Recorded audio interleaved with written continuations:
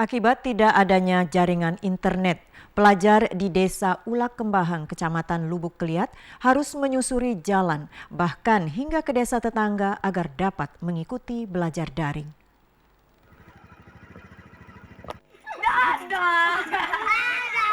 Para pelajar sampai saat ini harus mengikuti belajar mengajar melalui daring. Banyak daerah mengeluhkan belajar daring ini karena permasalahan jaringan.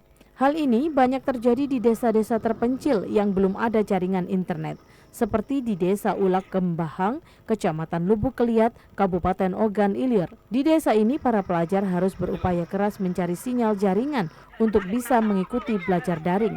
Warga di desa ini sangat mengharapkan pemerintah setempat mengatasi persoalan jaringan ini. Di desa ini tidak ada tower jaringan internet.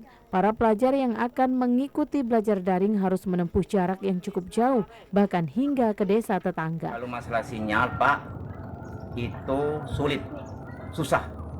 Kenapa kami demikian? Jangankan kita mau internetan, nelpon aja lagi susah.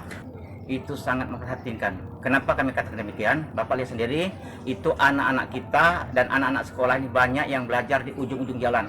Itu mencari sinyal untuk belajar. Warga berharap adanya pembangunan jaringan internet di desa mereka hingga pelajar di desa bisa mengikuti pelajaran secara daring, apalagi bila pandemi belum juga berakhir. Yudi Gromiko, TVRI Sumsel melaporkan.